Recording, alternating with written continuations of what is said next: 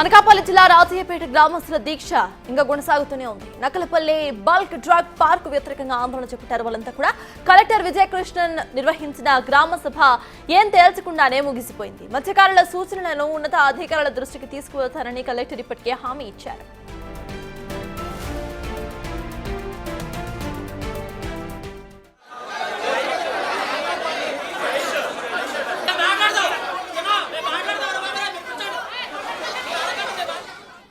అనకాపల్లి జిల్లా రాజయ్యపేట గ్రామస్తుల దీక్ష ఇంకా కొనసాగుతూనే ఉంది. దీనికి సంబంధించిన అప్డేట్స్ మా ప్రతినిధి రాజు లైవ్ లో అందించడానికి సిద్ధంగా ఉన్నారు. రాజు, చెప్పండి, కలెక్టర్ తో నిర్వహించిన గ్రామ సభలో ఏమీ తేలనట్టుగా తెలుస్తోంది.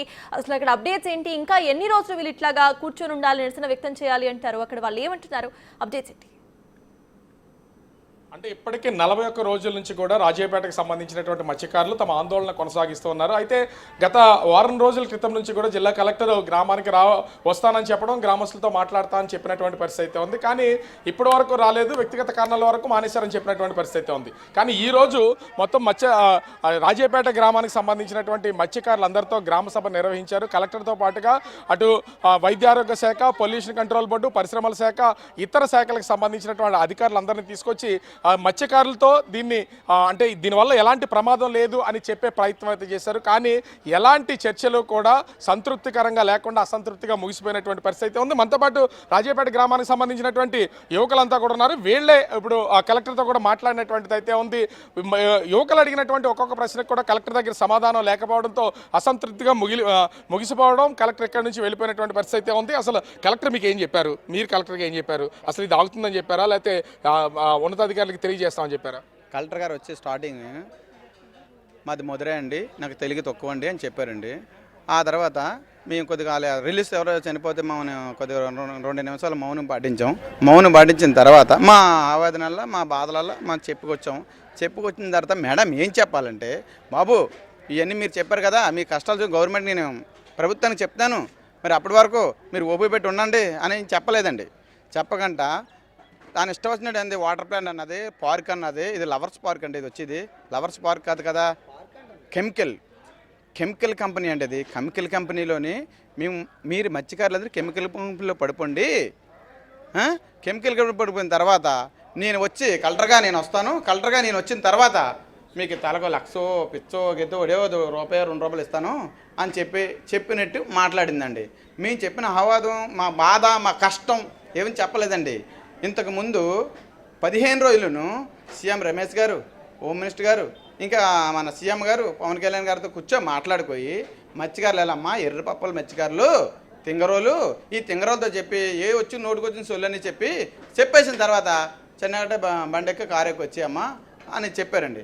అదే మొక్క మీరు చెప్పిన వాటిలో దేనికి అంగీకరించలేదు? అసలు మేము మాకు తిరిగించి మాట్లాడడానికి చాయిస్ ఇస్తా కదా సార్, అంగీకరించడానికి మాకు చాయిస్ అవ్వలేదు. మాకు చాయిస్ ఇచ్చిన వరకు మేము మాట్లాడాము. మాట్లాడిన తర్వాత కనీసం ఇలాగమ్మా ఆగండి, నేను ఉన్నాను కదా, నేను 15 రోజులు పెట్టాను, నేను ఓపీ పెట్టాను కదా, ఉండండి, నేను గవర్నమెంట్ దృష్టికి వెళ్తాను, ఆ మాట చెప్పలేదండి.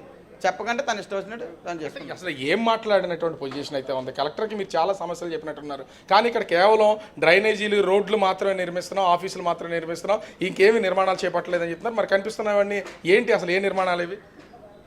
ఇవన్నీ బల్డ్రగ్ పనులని వాళ్ళే స్పష్టంగా బోర్డు వేయడం కూడా జరిగింది. ఎస్ఆర్ఆర్ వాళ్ళకి కాంట్రాక్ట్ ఇచ్చారు. వాళ్ళు వాటర్ సంపులు, అడ్మిన్ బిల్డింగు, ఈ ప్లస్ రోడ్లు ఇవన్నీ వేస్తున్నారు. ఇవన్నీ వేయకూడదండి అంటే ఇది బల్డ్రగ్ పార్క్ అమ్మ, ఇది జస్ట్ ఓన్లీ పార్క్ అని అంటున్నారు.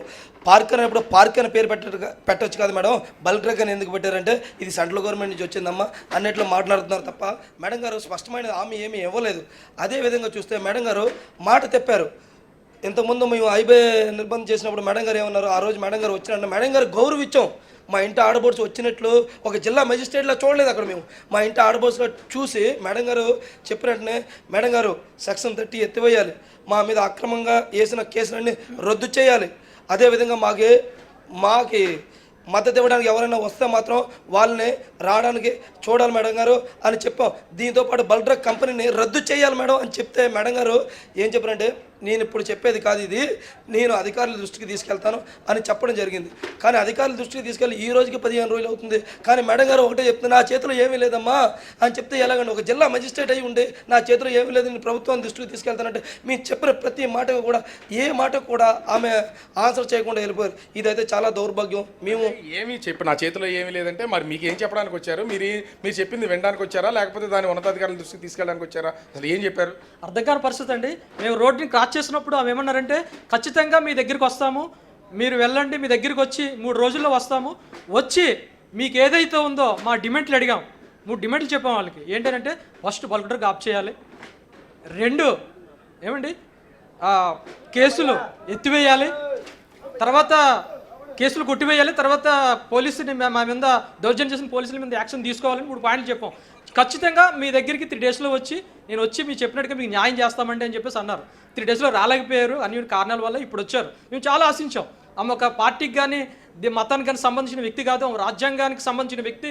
ఒక స్టేట్లో గవర్నర్ తర్వాత ఒక కలెక్టర్ గారికి భారత రాజ్యాంగ సర్వ హక్కులు ఉన్నాయి, ఆమె ఏమన్నా చేయగలరని చెప్పి మేము ప్రగాఢ సానుభూతితో విశ్వాసంతో ఇంతవరకు నిరీక్షించి మేము ఎదురు చూసాం. అయితే మేము వచ్చిన తర్వాత చెప్పింది మీకు టైం ఇస్తామంటే మీరు మాట్లాడండి అని చెప్పారు. మాట్లాడిన తర్వాత మళ్ళీ నేను సమాధానం చెప్తాను, మీకు మైక్ ఇస్తామని చెప్పారు. మాట్లాడిన తర్వాత ఆమె ఏమి చెప్పకుండా ఇది మీరు అందరూ కంపెనీ అంటున్నారు, ఇది కంపెనీ కాదు, ఇది బల్క్ పార్కు, అనేక కంపెనీలు వస్తాయి అని చెప్పారు. అంటే ఒక ఇల్లు కడుతున్నప్పుడు ఇల్లు ఏం కడుతున్నామో, బాత్రూమ్ ఎక్కడో, కిచెన్ రూమ్ ఎక్కడో, వంట రూమ్ ఎక్కడో, బెడ్రూమ్ ఎక్కడో అన్నీ తెలుసు కదా మనం ఫౌండేషన్ వేసుకుంటాం. మరి ఈరోజు ఆల్రెడీ ఈటీవీలో ఆల్రెడీ ప్లాస్ అయిపోయిన న్యూస్ మేము చూసాం ప్రత్యక్షంగా. ఏంటని ఇక్కడ బల్క్ డ్రగ్ కంపెనీ వస్తుంది, 3 కంపెనీలు వస్తామని, అందులో ఒక ఏపీలో ఒకటి బల్క్ డ్రగ్ కంపెనీ వస్తే పెద్దది వస్తుంది, దీనివల్ల 70,000 మంది ఉద్యోగాలు వస్తున్నాయి, కెమికల్ ఫ్యాక్టరీ అని చెప్పేసి మేము న్యూస్లో మేము చూసాం. అది స్ప్రెడ్ అయింది. ఈమె ఏం చెప్తుంది, అది కాదు అని చెప్పి మా చెవులలో పూలు పెట్టి వెళ్ళిపోయింది తప్ప మాకు న్యాయం చేయలేదు. ఆమె మీద కూడా మేము విశ్వాసం కోల్పోయామండి. కాబట్టి ఖచ్చితంగా ఇదైతే 100% మేము వార్తల్లో విన్నాం. అది ఖచ్చితంగా బల్క్ డ్రగ్ అని వస్తుంది. డ్రగ్ అంటే కెమికల్స్ కాబట్టి ఖచ్చితంగా అయ్యే కంపెనీలు వస్తాయి. ఆ కంపెనీలు ఎంత నష్టపోయాం. ఇప్పుడు మేము చాలా ఆవేదనతో ఉగ్రేతంతో ఉన్నాం. మా ఉగ్రేతము ఆవేదన ఇంతటితో ఆగదు. దీన్ని మేము ఆపే వరకు కూడా తీవ్ర స్థాయికి మా మత్స్యకారుల స్వరూపం ఏంటో చూపిస్తామని కూడా నేను తెలియజేసుకుంటా ఉన్నాను. మనం ఇక్కడ చూడొచ్చు, వీళ్ళు బల్క్ డ్రగ్ పార్క్ వ్యతిరేకంగా ఆధార్ కార్డులనే ప్రింట్ చేసుకుని కలెక్టర్కి తమ నిరసన అయితే తెలియజేసినటువంటి పరిస్థితి అయితే ఉంది. ఏం చెప్పారు? ఇవన్నీ చూసారా కలెక్టర్ గారు? అసలు మీతో ఏమైనా మాట్లాడారా? కనీసం మమ్మల్ని చూసి మా సమస్యని పరిష్కరించే అవకాశం కూడా తీసుకోవట్లేదు కలెక్టర్ గారు. మా బాధల్ని మా సమస్యల్ని విన్నట్టుగా చూసి కనీసం ఈ పనులు ఆపుదలన్న కూడా నోటి నుండి చెప్పకుండా దొంగచాటుగా మభ్యపెట్టి మత్స్యకారులను మోసం చేసి, మత్స్యకారులు ఎలాంటివి చేతకాని వారు వాళ్ళకి ఏదో ఒకటి చెప్పేసి వెళ్ళిపోతాం వస్తానన్న మాటకు వచ్చి ఏదో స్కూల్ పిల్లలకు అటెండ్ చేసుకొని హాజరేసుకొని వెళ్ళిపోయి దొంగచాటుగానే ప్రజలకి ఎలాంటి సమాధానం చెప్పకుండా వెనకాలే కాన్వేలో పోలీసు ప్రొటెక్షన్తో సైలెంట్గా దొంగచాటుగా వెళ్ళిపోవడం కూడా జరిగింది. ప్రజలని ఎంత మోసం చేస్తున్నారంటే నిజంగా చదువుకొని వచ్చిన కలెక్టర్ గారా, లేదంటే వైట్ షర్ట్ వేసుకొని మరి ప్రజల్ని హామీలు ఇచ్చి మోసం చేస్తాను అన్న రాజకీయ నాయకురాలా అన్నట్టుగా తెలియకుండా తను ఏం చెప్పాలనుకుంటుందో కూడా పూర్తిగా చెప్పకుండా మత్స్యకారులు నిరక్షరాస్యులు, ఒకప్పుడు నిరక్షరాస్యులు అయితే కాదు, చేసిన ప్రతి ప్రశ్నకి సమాధానం చెప్పుకోలేక చేతకాక సైలెంట్గా దొంగచాటుగా వెళ్ళిపోయారు కలెక్టర్ గారు. దీనికి పరిష్కారం ఏంటంటే మా ప్రజలందరూ మాట్లాడుకొని ఈ బల్క్ డ్రగ్ ఉద్యమాన్ని ఇంతటితో ఆపే ప్రసక్తే లేదు. దీనికి 10 ఇంతలో ఏం జరుగుతుందో ప్రభుత్వం ఈ ప్రజలు ఎలా అడ్డుకోగలుగుతుందో కూడా తర్వాత మీరే చూస్తారు. ఇంతటితో అంటే కలెక్టర్ ఇక్కడ వీళ్ళతో రావడం, వీళ్ళతో మాట్లాడడం, చర్చించడం ఇవన్నీ కూడా అసంతృప్తిగానే మిగిలిపోయినటువంటి పరిస్థితి అయితే ఉంది. ఇటు పరిస్థితుల్లో కలెక్టర్ ఇచ్చినటువంటి ఏ హామీ పనిచేయదు, పై అధికారులకు తెలియజేస్తామని మాత్రమే చెప్పినటువంటి పరిస్థితి అయితే ఉంది. అయితే ఈ రోజు నుంచి ఈ ఉద్యమం ఉధృతం చేస్తాం తప్ప ఇది ఆపే ప్రసక్తి లేదని రాజాపేట మత్స్యకారులు అయితే తేల్చి చెప్తున్నటువంటి పరిస్థితి కనిపిస్తోంది. సతాస్. Thank you Raju.